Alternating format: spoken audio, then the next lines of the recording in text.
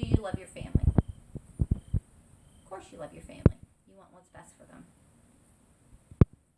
I'm here to talk about the importance of an advance directive or living well when it comes to the quality of life. I have one.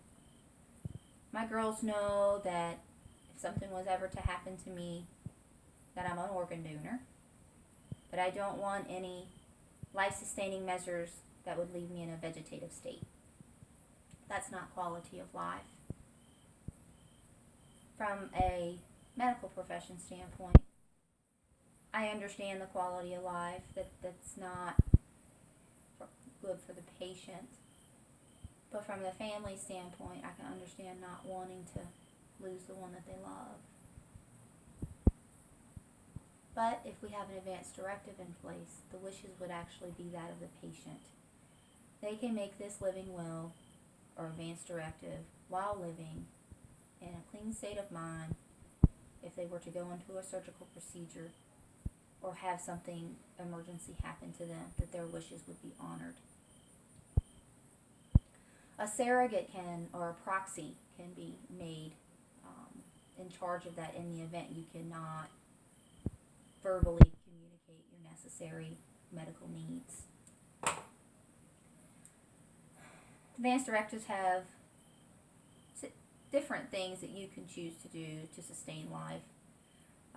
Some includes a ventilator, certain medications, CPR, things to that nature. I have a copy of a living will here from a colleague of mine.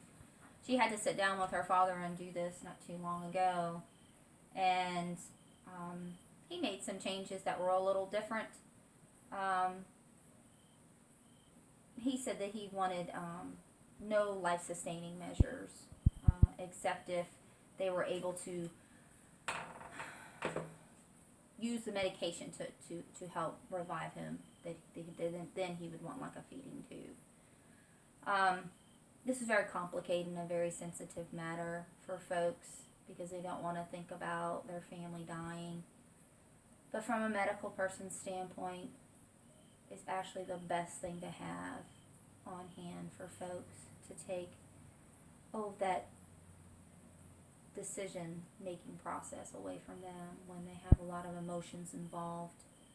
I did use two sites for information. I used the New England Journal of Medicine, and I also used my colleague's living will, actually, that her and her father did, because there are many different. You can print them offline. So I encourage you to talk to your family. There's never a good time to talk about death and dying. But if you really truly do love your family, you would take that extra stress off of them to have your wishes written down.